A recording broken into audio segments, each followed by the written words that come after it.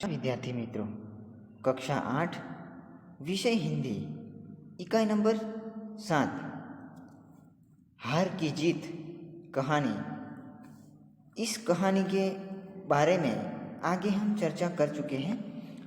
आज हम इस कहानी के दूसरे भाग के बारे में चर्चा करेंगे, जहाँ से बाकी से वहाँ से आज हम चर्चा करेंगे।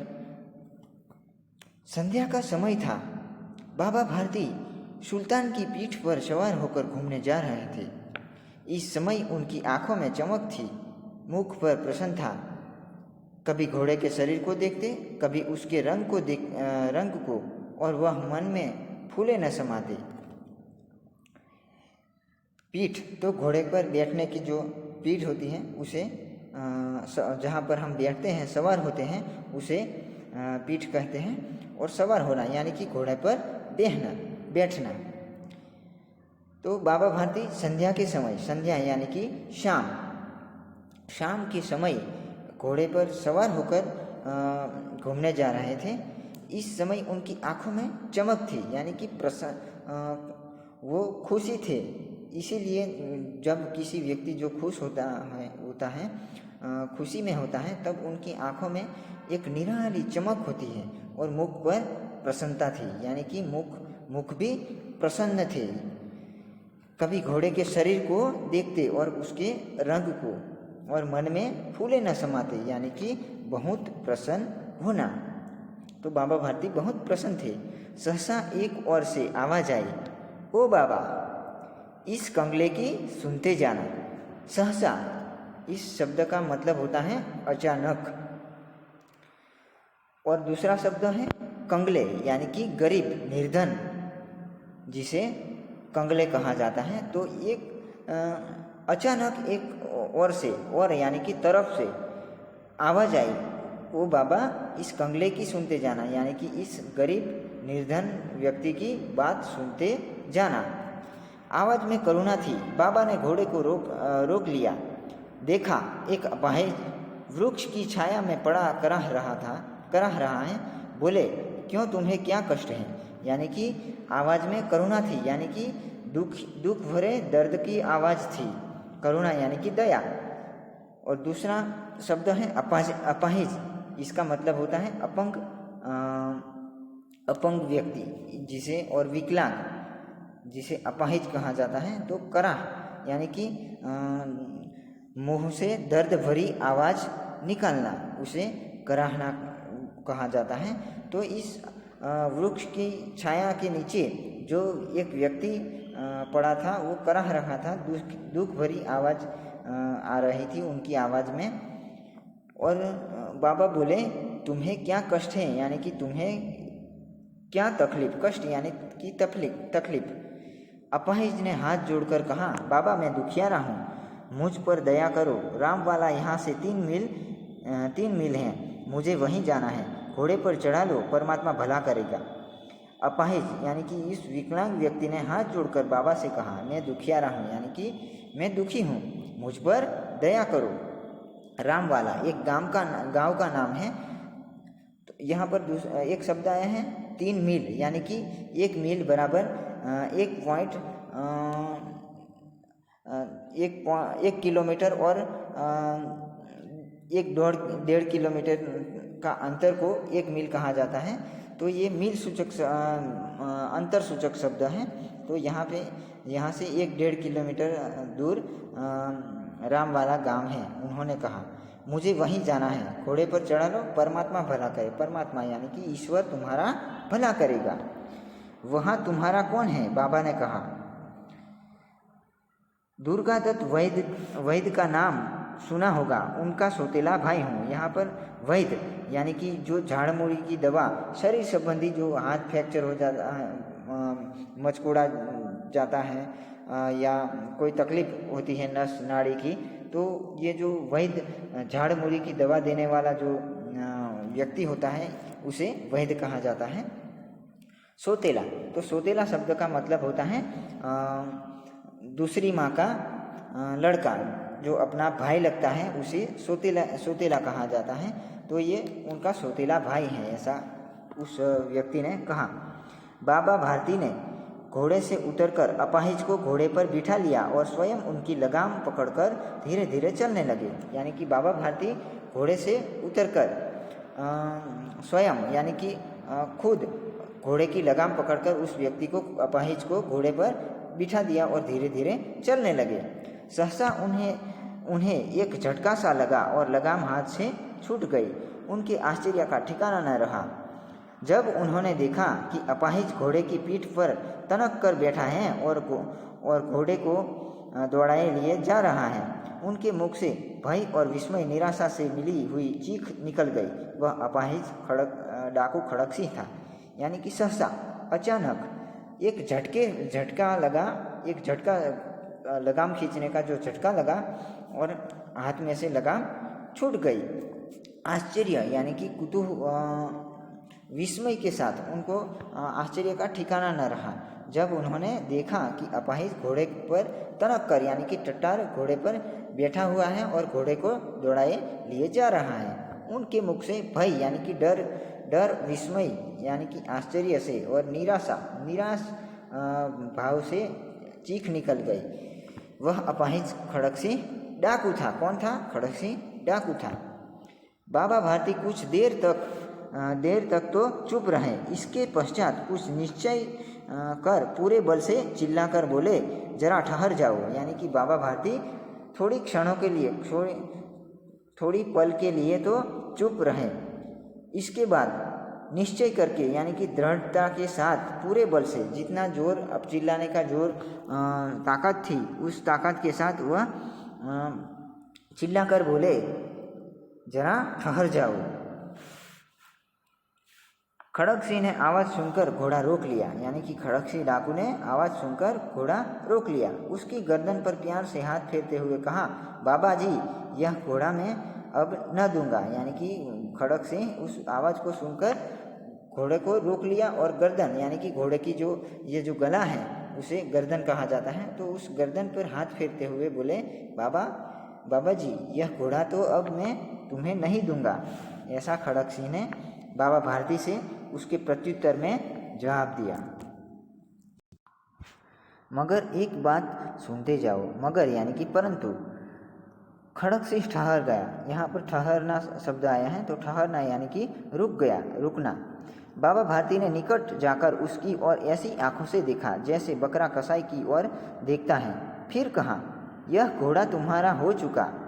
मैं तुमसे इसे वापस करने के लिए नहीं कहूँगा, परंतु खड़कसिंह केवल एक प्रार्थना करता हूँ, उसे अस्वीकार न करना, नहीं तो मेरा दिल टूट जाएगा।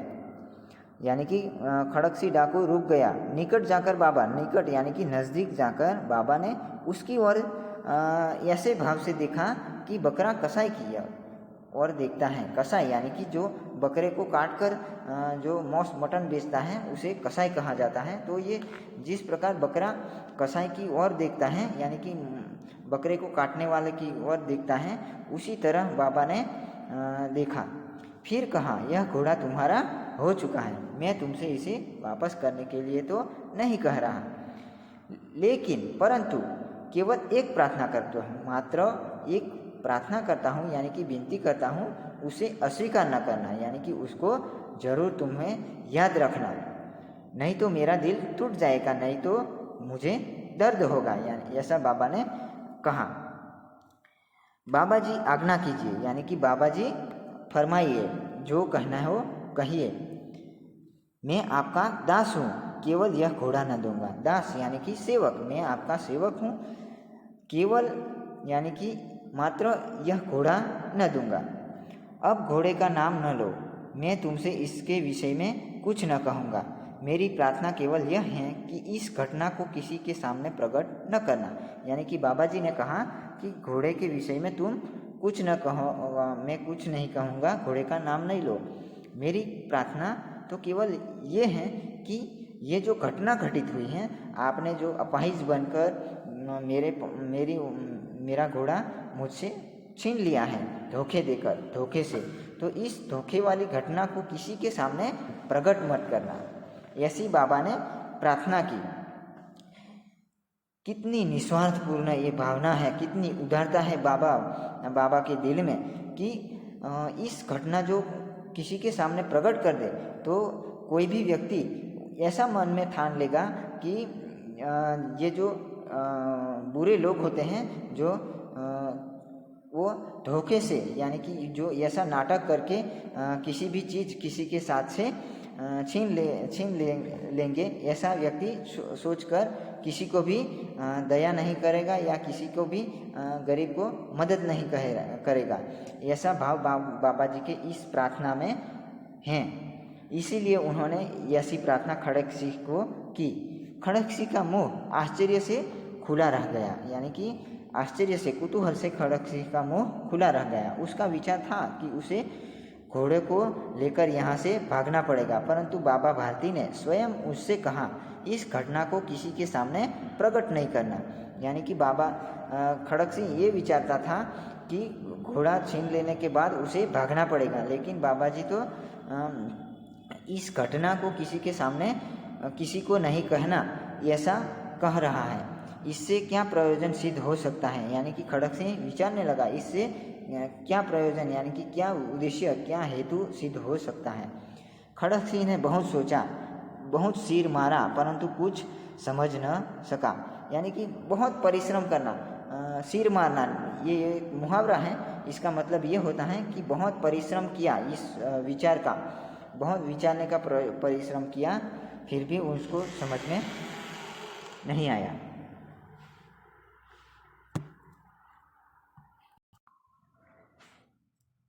हार कर उसने अपनी आंखें बाबा भारती के चेहरे पर गड़ा दी और पूछा, बाबा जी इससे आपको क्या डर है। यानी कि ये जो बहुत सोचने के बाद भी उसके समझ में नहीं आया, इसीलिए वो हार कर गड़ा देना, यानी कि एक ही टस से देखना, यानी कि उस पर उसके चेहरे पर अपनी नज़र टिका देना।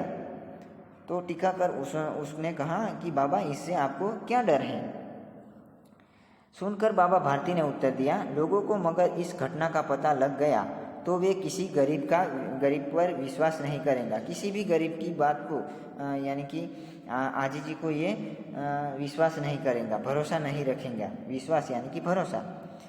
यह कहते कहते उन्होंने सुल्तान की ओर से इस तरह मुंह मोड़ लिया जैसे उनका कोई संबंध ही नहीं रहा हो।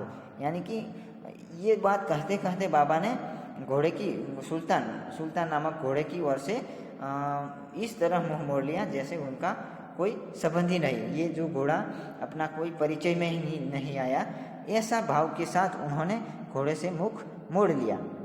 बाबा भारती चले गए, परंतु उनके शब्द खड़क सिंह के कानों में इसी प्रकार गूंज रहे थे। सोचता था कैसे ऊंचे विचार हैं, पवित्र भाव हैं, उन्हें इस घोड़े से प्रेम था। इसे देखकर उनका मुख फूल की नाई खिल जाता था। कहते थे इसके बिना मैं न रह सकूँगा। इसकी रखवाली में कई रात सोए नहीं, भजन भक्ति न कर रखवाली करते रहे, परंतु आज उनके मुख पर दुख की रेखा तक दिखाई न पड़ती थी। उन्हें केवल यह ख्याल था कि कहीं लोग गरीब पर विश्वास करना न छोड़ दे। ऐसा मनुष्य नहीं देवता है। यानी कि बाबा भारती चले गए, फिर भी खड़क सिंह के कानों में जो बाबा भारती ने जो ये जो विनती की, प्रार्थना की थी कि किसी के आगे इस घटना को नहीं कहना, तो ये जो पवित्र भाव था बाबा भारती का, ये जो अपाहिजों के प्रति या गरीबों के प्रति जो सेवा करने का जो भाव था, सेवा करने का जो कार्य था, उसमें उन्होंने धोखा मिला। इसीलिए ये जो गरीबों के किसी भी व्यक्ति के सामने प्रकट नहीं करने का जो प्रार्थना की, ये जो पवित्र भाव है। बाबा भारती ने घोड़े की रखवाली में कई रात सोए नहीं और भजन भक्ति भी नहीं की और घोड़े की रखवाली की। इसे भी भूलकर बाबा भारती ने इस घोड़े की ओर से अपना मुख जो विमुख कर लिया, उसे भूल ही गए। परंतु आज उनके मुख पर वो दुख की रेखा तक दिखाई नहीं पड़ती थी। यानी कि दुख रेखा शब्द का मतलब होता है चिन्ह। ये जो दुख के चिन्ह अपने कोई जो व्यक्ति दुखी होता है तो उसके चेहरे पर उसका चेहरा उदास हो जाता है, उसके उदास होने की ये जो रेखाएं उनके चेहरे पर दिखाई देती हैं हमें भी, और निखार आ जाता है। उसी प्रकार बाबा भारती के चेहरे पर ये जो दुख की रेखाएं भी दिखाई नहीं पड़ती थी। उन्हें केवल इस बात का ख्याल था कि उसके मन में यही बात बार बार टकराती थी कि कहीं गरीबों पर विश्वास करना छोड़ दे। तो ऐसी सोच वाले मनुष्य, ऐसी उदारता की भाव रखने वाले मनुष्य इंसान नहीं मतलब मनुष्य नहीं मतलब देवता होते हैं, यानी कि भगवान के बराबर होते हैं। अब हम इस पैराग्राफ की चर्चा करने जा रहे हैं। इस पैराग्राफ का मतलब ये होता है कि बाबा भारती का दिल अब खड़क सिंह का दिल, डाकू खड़क सिंह का दिल, ये जो बाबा भारती की कही हुई बात पर विचार मंथन करके उसके दिल में परिवर्तन हो जाता है। तो इस परिवर्तन का क्या भेद हो सकता है, इसका वर्णन इस पैराग्राफ में किया गया है। रात्रि के अंधकार में खड़क सिंह बाबा भारती के मंदिर में पहुंचा। चारों ओर सन्नाटा था, आकाश में तारे टिमटिमा रहे थे। थोड़ी दूर पर गांव के कुत्ते भौंक रहे थे। मंदिर के अंदर कोई शब्द सुनाई नहीं देता था। खड़क सिंह सुल्तान की बाग पकड़े हुए था। वह धीरे धीरे अस्तबल के फाटक पर पहुंचा। फाटक खुला पड़ा था। किसी समय वहां बाबा भारती स्वयं लाठी लेकर पहरा देते थे, परंतु आज उन्हें किसी चोरी किसी डाके का भय न था। खड़क सिंह ने आगे बढ़कर सुल्तान को उसके स्थान पर बांध दिया और बाहर निकलकर सावधानी से फाटक बंद कर दिया। इस समय उनकी आंखों में नेकी के आंसू थे, यानी कि रात्रि का अंधकार था। इस अंधकार में बाबा भारती के मंदिर में, बाबा भारती जिस मंदिर में रहते थे उस मंदिर में खड़क सिंह घोड़े को लेकर पहुंचा। चारों ओर सन्नाटा यानी कि खामोशी थी। सन्नाटा यानी कि खामोशी, चुप्पी थी। चारों ओर चुप्पी का वातावरण था, शांत वातावरण था। इसका मतलब आकाश में तारे टिमटिमा रहे, यानी कि ये जो तारे खुद प्रकाशित नहीं होते थे, ये जो सूर्य की किरणें तारे पर पड़ती हैं इसीलिए वो चमक रहे थे, यानी कि ये टिमटिमाना यानी कि चमक रहे थे। थोड़ी दूर पर गांव के कुत्ते भौंक रहे थे। मंदिर के अंदर कोई शब्द सुनाई नहीं देता था। निशब्द मंदिर में था, शांत था। खड़क सिंह सुल्तान की बाग पकड़े हुए था। बाग यानी कि लगाम, बाग का मतलब होता है लगाम। खड़क सिंह सुल्तान घोड़े की लगाम पकड़े हुए था। वह धीरे धीरे अस्तबल यानी कि घोड़े को बांधने की जगह पर फाटक पर पहुंचा। फाटक यानी कि मुख्य दरवाजा, अस्तबल के मुख्य दरवाजे पर पहुंचा। फाटक खुला पड़ा था, यानी कि मुख्य दरवाजा खुला हुआ था। किसी समय वहां बाबा भारती लाठी लेकर पहरा देते थे, यानी कि इस घोड़े की चौकी कर रहे थे, परंतु आज उन्हें किसी चोरी किसी डाके का भय न था। यानी कि आज इस बाबा भारती को घोड़ा न होने के कारण चोरी का भय नहीं था। किस चीज़ को यहाँ पर रखवाली करें, इसीलिए किसी भी डाके यानी कि चोरी होने की भी संभव नहीं था, इसलिए उन्होंने किसी का भी डर नहीं था। खड़क सिंह ने आगे चलकर उन्होंने उस स्थान पर घोड़ा बांध दिया। बाहर निकलकर सावधानी से फाटक यानी कि मुख्य दरवाजा बंद कर दिया। इस समय उनकी आंखों में नेकी के आंसू थे। नेकी, ये जो नेकी शब्द आया है इसका मतलब ये होता है भलाई, यानी कि उस समय घोड़ा बांधकर खड़क सिंह डाकू के आंखों में भलाई का आंसू बह रहे थे। रात्रि का तीसरा पहर बीत चुका था। चौथा पहर आरंभ होते ही बाबा भारती ने अपनी कुटिया से बाहर निकलकर ठंडे जल से स्नान किया। उसके पश्चात इस प्रकार जैसे कोई स्वप्न में चल रहा हो उनके पांव अस्तबल की ओर बढ़े, परंतु फाटक पर पहुंचकर उनको अपनी भूल प्रतीत हुई। साथ ही घोर निराशा ने पाँव को मन भर का बना दिया। वे वहीं रुक गए। यानी कि रात्रि का तीसरा पहर, यहाँ पर पहर शब्द आया है, तो इस पहर का मतलब ये होता है कि 3 कलाक की समय सूचक ये पहर शब्द है। तो 3 कलाक का समय इसे पहर कहा जाता है। रात्रि में 5 पहर आता है, तो ये जो तीसरा पहर चल रहा था और चौथा पहर शुरुआत हो रही थी होते ही बाबा भारती ने अपनी कुटिया यानी कि अपनी झोपड़ी मढ़ोली से बाहर निकलकर ठंडे जल से, यानी कि पुराने ज़माने में ये जो ऋषि मुनि साधु संत होते थे ये ठंडे पानी से नहाते थे, जिससे हड्डियाँ मजबूत होती थी। इसीलिए वो ठंडे पानी से जल यानी कि पानी से स्नान किया। उसके बाद जैसे ही कोई स्वप्न में चल रहा हो, ऐसे ही बाबा भारती अनायास उनके पाँव यानी कि उनके पैर अस्तबल की ओर बढ़े, यानी कि अस्तबल घोड़ा जहाँ बांधते थे वहाँ उधर आगे बढ़े, यानी उधर चलकर गए।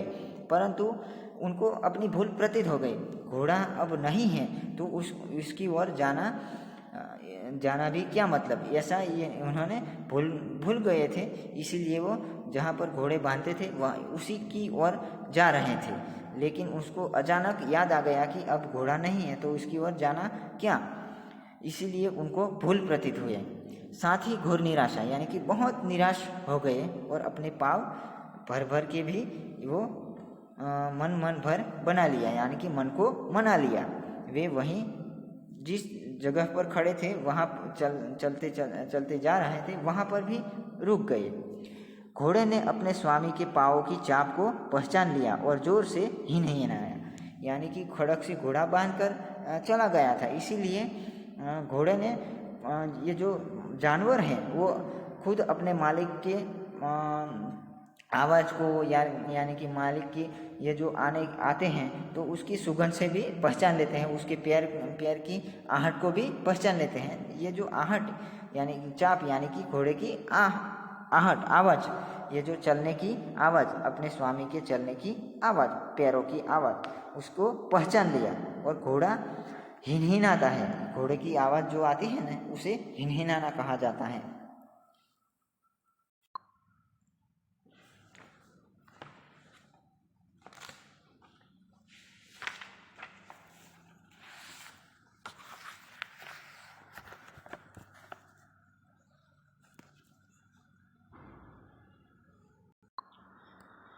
तो विद्यार्थी मित्रों, इस कहानी का मुख्य उद्देश्य, इस कहानी लिखने का लेखक का मुख्य उद्देश्य ये है कि बुरे से बुरे व्यक्ति में भी कुछ न कुछ अच्छाई जरूर होती है।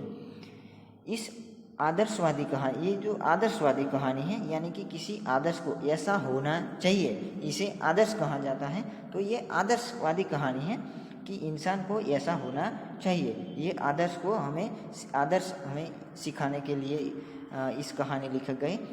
और एक डाकू एक साधु को कैसे धोखा दे जाता है, परंतु उसके बाद उस साधु की जो सज्जनता को देखकर, उस साधु की बात को सुनकर उसके हृदय में परिवर्तन हो जाता है। इसे हमें सिखाने के लिए इस कहानी लिखी गई है।